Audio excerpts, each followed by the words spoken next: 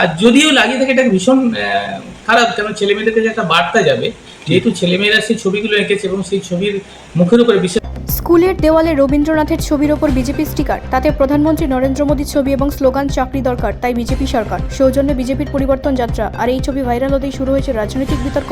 ভোটের মুখে প্রশ্ন উঠেছে, বিজেপি কি বাংলা বিরোধী? ঝাড়গ্রাম জেলার সাকরাইলের দক্ষিণ দুইলা হাই স্কুলের দেওয়ালে বছর 5 আগে স্কুলের ছাত্রছাত্রীরা মনীষীদের ছবি নিজেদের হাতে এঁকেছিল। সেই ছবি আজও দেওয়ালে জ্বলজ্বল করছে। রবীন্দ্রনাথ ঠাকুর, নেতাজি সুভাষচন্দ্র বসু, সর্বপল্লী রাধাকৃষ্ণন এবং এপিজে আব্দুল কালাম এর ছবি পথ চলতি মানুষেরা দেখতে পান।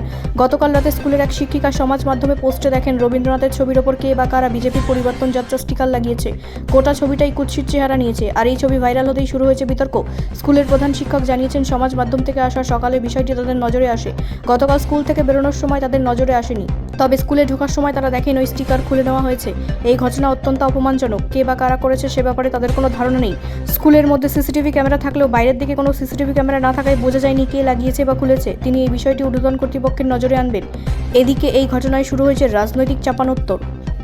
দেখা গেছে যে বাইরেতে স্কুলের ছাত্রছাত্রীরা তারা ছবি এঁকেছেন মনীষীদের। একটা রবীন্দ্রনাথের ছবির ওপর দেখা গেল যে বিজেপির একটা স্টিকার লাগানো আছে। কারা লাগাতে পারে বলে মনে হয় বা কেনই লাগানো? দেখুন, এই ব্যাপারে তো কারা লাগাতে পারে এটাতে কিছু বলা যাবে না, যেহেতু ম্যাক্সিমাম টিচাররা সবই স্কুলের মধ্যে ছিল। বাইরে কে লাগিয়েছে এটা তো আমরা বলতে পারবো না। আর যদিও লাগিয়ে থাকে এটা ভীষণ খারাপ, কেন ছেলেমেয়েদের কাছে একটা বার্তা যাবে, যেহেতু ছেলেমেয়েরা সেই ছবিগুলো এঁকেছে এবং সেই ছবির মুখের উপরে বিশেষত রবীন্দ্রনাথের ছবির উপরে একটা স্টিকার লাগিয়ে দিয়ে গেছে। এটা খুব একটা বাজে জিনিস হয়েছে স্কুলের পক্ষে, খারাপ। এটা স্কুলে তো সিসিটিভি ক্যামেরা আছে, দেখা যাচ্ছে কিছু দেখা যাচ্ছে না কারা এটা। না না, সিসিটিভিটা যেহেতু ক্যামেরাটা আমাদের উইদিন স্কুল আর কি কম্পাউন্ডের মধ্যে আছে, তার ফলে বাইরে কি ঘটনা ঘটছে এটা তো আইডেন্টিফাই করতে পারবো না। এটা নিয়ে আপনি কি পুলিশে কোনো কমপ্লেন করেছেন স্যার?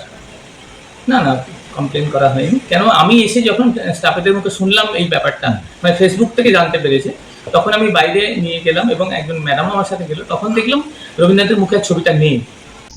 বিজেপির কালচার তো, বিজেপি তো আমাদের বাংলার পার্টি না, বিজেপি হচ্ছে বিদেশি পার্টি।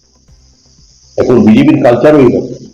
নাহলে রবীন্দ্রনাথকে বলে রবীন্দ্রনাথের জন্ম হয়েছে শান্তিনিকেতনে, বিজেপি বলে। নাহলে বঙ্কিমচন্দ্র চট্টোপাধ্যায়কে বলে বঙ্কিমদা, ভারতবর্ষের প্রধানমন্ত্রী হয়ে। সুতরাং বিজেপি আমাদের পশ্চিমবাংলার পার্টি নয়, বিদেশি পার্টি।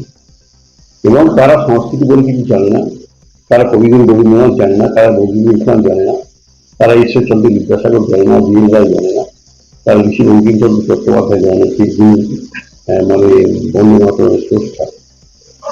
তাদের কালচার বলে কিছু নেই।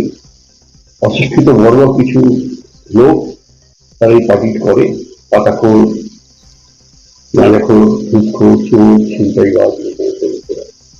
বিজেপি তারা তাদের মানে এই ধরনের কাজই তাদের কাছে আশা করা যায়, এর থেকে ভালো কিছু আশা করা যায় না।